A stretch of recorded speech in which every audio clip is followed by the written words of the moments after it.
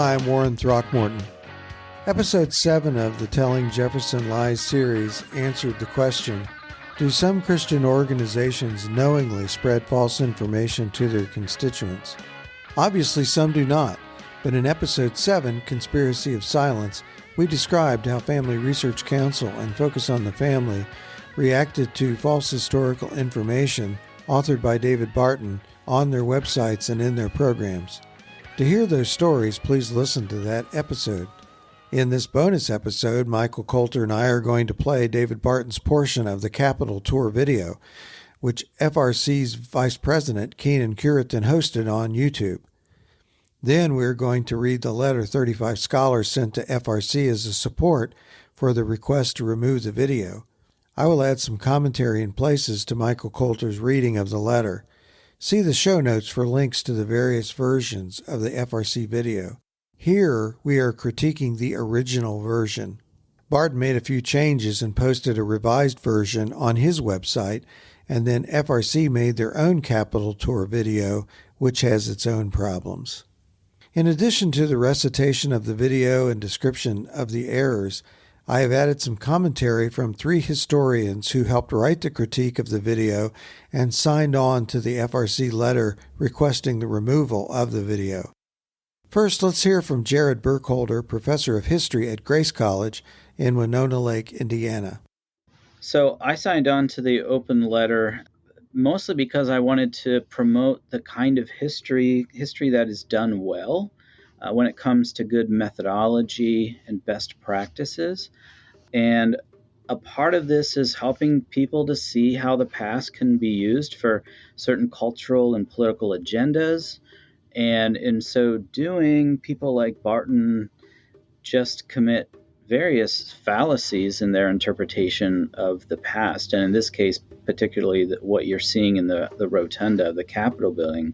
And sometimes Christians can be just as guilty of this as anyone else. And I'm a historian, and I think anytime we tell the story of the past, we should try to get an accurate and nuanced picture of the past as possible. And Barton has been immensely influential among evangelicals, and since I operate in mostly evangelical circles, that makes it important to me as well. Malone College professor of history Jay Case saw his involvement as a kind of religious peer review. I think there's actually quite a few reasons why it was important, and a lot of them go down to key issues in the Christian faith. First of all, truth matters. And David Barton gets some things right, but he gets other things wrong. And as Christians, we ought to be concerned about the truth. Secondly, careful, thoughtful exploration of history matters. There's a reason why we do history and tell history, because it helps us understand the world better. And so we need discernment there. And then my third point, which I think is, in my mind, one of the biggest points, is that accountability matters. And accountability, not just holding somebody responsible if they do something unethical, but sort of a basic sort of idea of what I might call accountability of knowledge or intellectual accountability. None of us knows and understands everything perfectly. We're not God. And I think this is a very biblical point. And one thing about David Barton, and it's true of Peter Marshall before him, who was the chaplain in the U.S. Congress, but was not an academic historian. And David Barton is not an academic historian. And it's not that you have to be an academic historian, because there's some amateur historians who do some very good work, and there's some academic historians who get some things wrong. But here's what happens, and this is something that I think a lot of people don't understand about how good history is done, and academic history is done. And that is, we need other people. When we make our claims, when we produce our history, we need other people who are knowledgeable in the field to give us feedback. In his role as Deputy Historian of the House of Representatives, current Professor of History at the University of Chicago's Graham School for Continuing Liberal and Professional Studies, Fred Beitler, met with Barton about the Capitol tour and attended it sometime during 2006 or 2007. When Beitler was invited to provide feedback to FRC, he had no hesitation. Beitler wasn't all negative on Barton's involvement. He said Barton made some positive suggestions. For instance, he pointed out that the Capitol Visitor Center had the wrong national motto displayed, E Pluribus Unum, when it should have been In God We Trust. But otherwise, Barton's problems prompted him to create his own Capitol tour. Barton would put together tours of maybe 40, 50, 60 people, primarily pastors. And so I wanted to make sure that, well, if I'm being asked by the Speaker of the House to see what the role of religion is in the Capitol Visitor Center exhibit, I wanted to see what some of the issues were. And so I went on one of those tours as just an audience. I didn't identify who I was. I just was part of the crowd. And as response to that, as I noticed some of the exaggerations, let's put it that way, that Barton was doing on some of the things, especially in the Capitol Rotunda, I decided to put together my own tour as Deputy House Historian and train the Capitol Visitor Center guides in order to do the tour correctly, to do it, to really show the entirety of how religion is treated in a space that serves as maybe not maybe to sort of paraphrase Lincoln as an almost sacred space for how Americans sort of look at how we are as a self-governing people. And it's fascinating to see Barton did point out some things that were very appropriate. And his criticisms of the Capitol Visitor Center exhibit, some of them were very appropriate. It was helpful in some ways to add a more, not more nuanced, but add a understanding of how religion has been treated and should be treated in the Capitol Visitor Center. And I want to talk a little bit about that because he did a few things that were very important, but then he exaggerated quite a bit of that in his tour. And they also missed some of the more obvious things that should have been highlighted.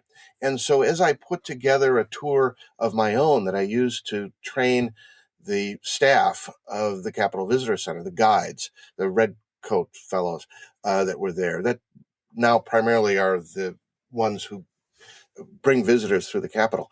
I wanted to make sure that we got the story right. And so I saw Barton's tour and I put together one of my own in order to correct what he had mistaken, and then also train people to do it in the right way so that we have a better understanding of how religion should fit in with the U.S. Capitol. So we will play a segment of Barton's tour as recorded on the FRC video, and then Michael Coulter will read what the 35 scholars sent to FRC. If I have anything to add, I will do so at the end of Coulter's reading. This is a copy of what the first Bible printed in English in America looked like. This Bible was printed by the U.S. Congress in 1782. In the records, it says that this Bible was, quote, a neat edition of the Holy Scriptures for the use of our schools, end quote. So the first Bible printed in America in English was printed by Congress for the use of our schools. It's worse than that. In the front of the cover, it says that Congress resolved the United States and Congress assembled recommend this edition of the Bible to the inhabitants of the United States. So the first Bible printed in English in America was done by the guys who signed the documents, endorsed by Congress, and done for the use of schools. And we're going to be told that they don't want any kind of religion and education. They don't want voluntary prayer. No, it doesn't make sense. This is completely false.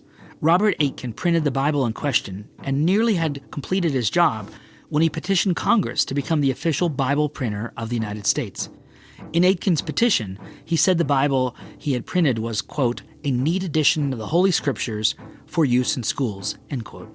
However, Congress did not include that phrase in any of their description of Aitken's Bible. The chaplains of Congress read through the Bible and commended Aitken for his accuracy, and then Congress offered this resolution. Resolved, that the United States in Congress assembled highly approve of the pious and laudable undertaking of Mr. Aitken, as subservient to the interests of religion as well as an instance of the progress of the arts in this country, and being satisfied from the above report of his care and accuracy in the execution of the work, they recommend this edition of the Bible to the inhabitants of the United States, and hereby authorize him to publish his recommendations in the manner he shall think proper.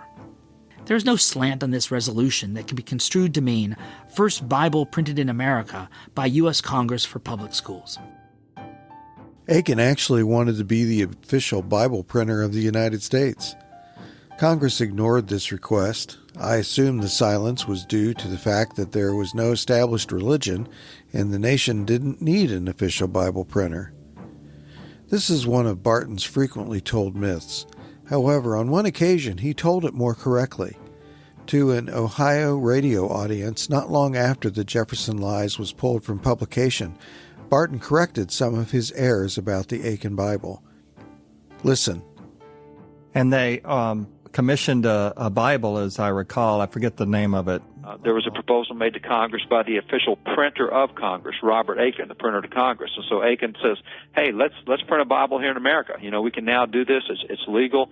And so he described to Congress that this would be what he called a, quote, neat addition to the Holy Scriptures for the use of schools, and said, let's print this. And Congress said, good idea. So Congress assigned a committee to oversee the accuracy in the printing, had both the chaplains of Congress go through the Scripture, make sure it's accurate, that this thing is not being printed with non-scriptural stuff in it.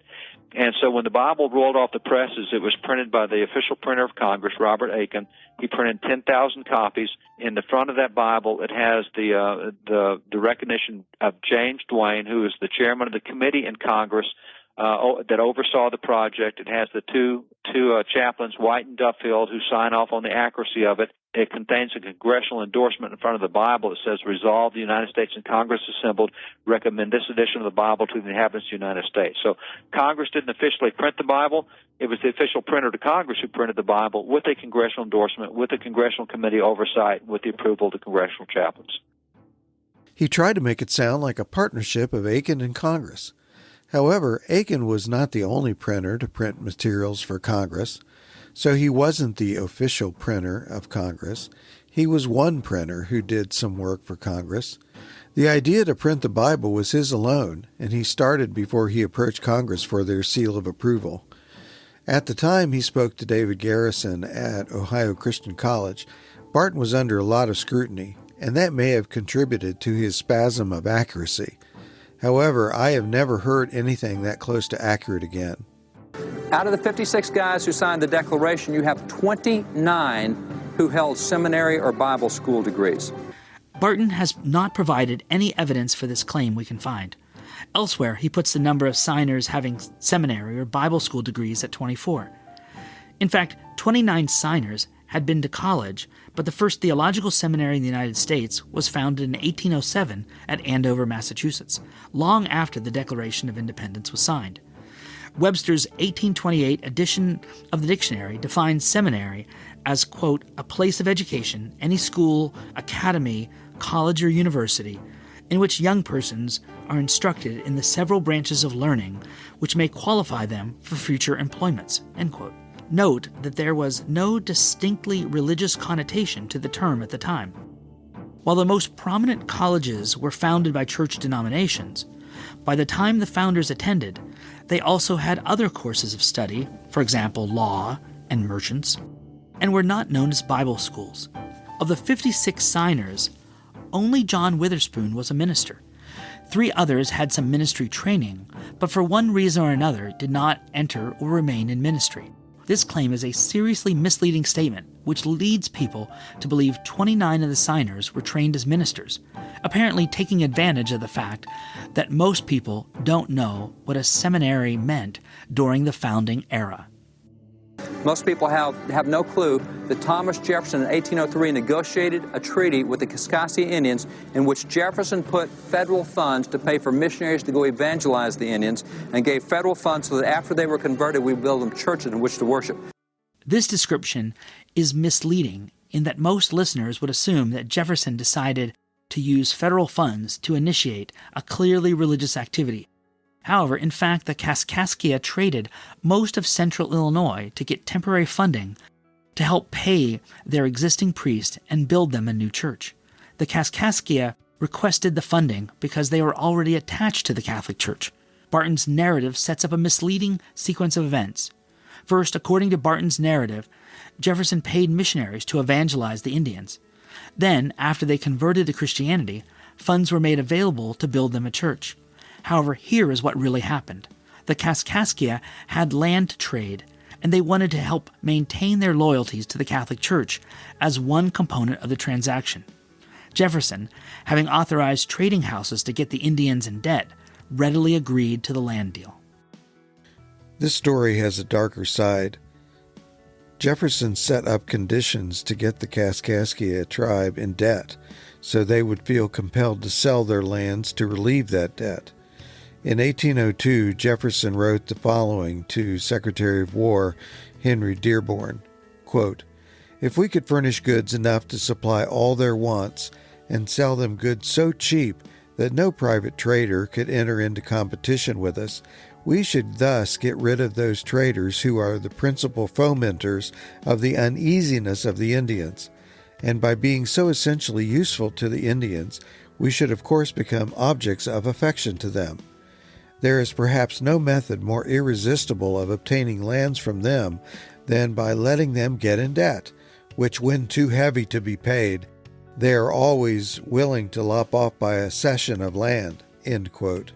In other words, lower prices so low they can't resist, cause the Indians to go into debt, then they will sell their lands to pay their bills. Jefferson wanted to get the Indians into a compromised position and then take advantage of it. Back on December the 4th of 1800, members of Congress, members of the Senate, Thomas Jefferson was over the Senate, you had John Trumbull over the House. They decided that on Sundays we would turn the Capitol building into a church building. And starting on Sunday, we started having services in the Capitol. Now, 6 weeks after that, Thomas Jefferson became President of the United States. But for his 8 years as President, he went to church here at the U.S. Capitol, listened to the sermons here at the Capitol, and being Commander-in-Chief, he decided he could help the worship here at the Capitol. He ordered the Marine Corps Band to come play the worship services at the Capitol. Now, I mean, most people have no clue that Jefferson started church in the U.S. Capitol, that it went for a century. Jefferson and church in the Capitol. While it is true that the Capitol was used by chaplains to hold divine services, there was no recorded involvement of Jefferson or the Senate to bring this about. Jefferson was vice president at the time, but he had no role in starting the practice of holding services. On December 4th, 1800, the chaplains asked the House members if they had objection, and since no objection was recorded, the chaplains proceeded with their plans. Although he did attend the services at times, Jefferson had no part in establishing the church services. Also, it is misleading to describe these events as, quote, a megachurch, end quote, because there was no membership or church structure in place. Barton says Jefferson ordered the Marine Band to play for services. The Marine Band did play at times at the Capitol, but there is no record that Jefferson ordered them to do so. The chaplains were in charge and may have asked them to play. However, the playing was not generally well received, and the practice was discontinued.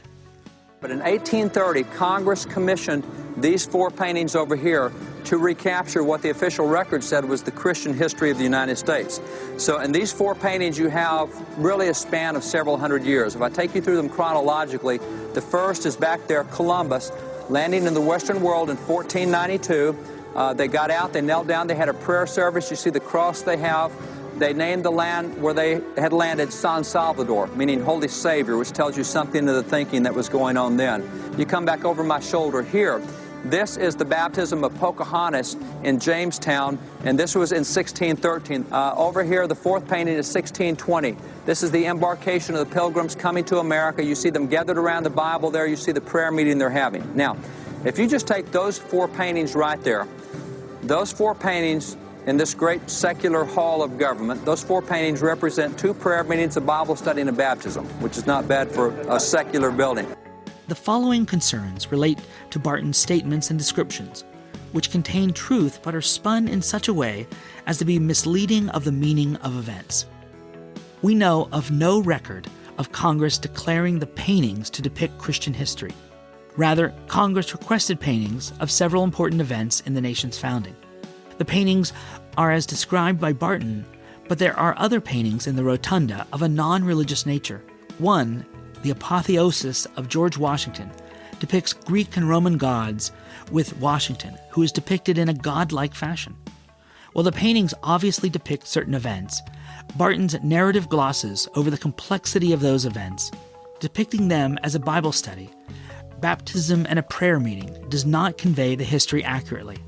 When Columbus landed in San Salvador, he may have prayed, but then he also enslaved the natives in the name of Christianity. Pocahontas was being held hostage by the English when she converted and was baptized. Any honest religious and historical interpretation of these events will take account of these complexities. Barton says there is nothing secular about the Capitol building.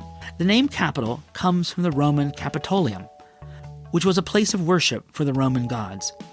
The structure of the building is a mix of classical architecture. The Senate was borrowed from Rome. We mentioned the apotheosis of George Washington, which clearly was influenced by the classics. While these are not necessarily secular, they are not Christian. Barton's presentation in general paints a picture of a thoroughly evangelical, in today's understanding of that term, group of men who established a thoroughly Christian government. However, many of the founders were influenced by classical training and writers which carried over into the architecture and founding documents of the nation. You see the statue to the left of the door over there, that white marble statue? That is President James A. Garfield. President Garfield was one of the young major generals in the Civil War. He was a war hero. He became Speaker of the House. He became the 20th President of the United States. And by the way, that man founded Howard University. General O.O. Howard took it over after he founded it. Just a really cool guy. But what we never hear about that President of the United States is that he was a minister during the Second Great Awakening. This is actually one of his letters, signed James A. Garfield, 1858. In this letter, President Garfield recounts that he had just finished preaching a revival service where that he preached the gospel 19 times in the revival. He says as a result of his preaching, he said that 34 folks came to Christ and he baptized 31 of them. Now, that doesn't seem like a typical presidential activity today. That's what we used to do with presidents in the past. While the concerns we have here may seem minor, in the context of the other problems, they point to a general tendency to misinform listeners. Barton says President Garfield was a minister during the Second Great Awakening, and that 1/4 of the statues were ministers. There are 11 statues or busts in the rotunda. If you count Garfield and add Martin Luther King, there are 2 of 11 who were ministers. Counting Garfield is certainly debatable. Although he was ordained to be a minister in the Disciples' Church, Garfield chose to study law and pursue politics while a young man. This decision was especially significant because his church disapproved of his selected profession, which they viewed as, quote, carnal activity. Furthermore, Garfield believed he should not mix politics and religion, and refrain from religious activity when he entered political life. Garfield's military and presidential careers have not been overemphasized to neglect his ministerial pursuits. His life has simply been portrayed according to the amount of time he devoted to various endeavors and achievements. While it is true that most people will consider Garfield a president or a military commander over a minister, this is simply because he devoted the better portion of his life to these offices. It is hardly unreasonable to refer to someone by their most significant historical achievements. Calling Garfield's ministerial stint, quote, a typical presidential activity, end quote, does not follow in light of Garfield's short ministerial but long political career. Furthermore, it is misleading for Barton to say that Garfield was a minister during the Second Great Awakening. Garfield engaged in ministry in his 20s from 1856 to 1861. Most historians peg the end of the Second Great Awakening as being during the 1840s, while Garfield was still a youth. He was only born in 1831. In conclusion, repeating claims that can be easily debunked leads to a loss of credibility and effective communication on matters of importance. The first goal of a Christian scholar is to get the facts right, and this presentation does not meet that standard. For the reasons cited, we urge the Family Research Council to remove the YouTube video titled U.S. Capitol Tour with David Barton. The 4 million views represent many people who have been misinformed and are now ill-prepared to engage in debate to defend religious liberty and the Christian faith. April 2013. One of the highlights for me was going to the Capitol building and getting some history about what's been going on as far as how this nation was started. And we've been lied to, and that's the honest to God truth. And just not, and knowing that has really, I'm a little angry about it, and I'm at a point of getting the education that I need.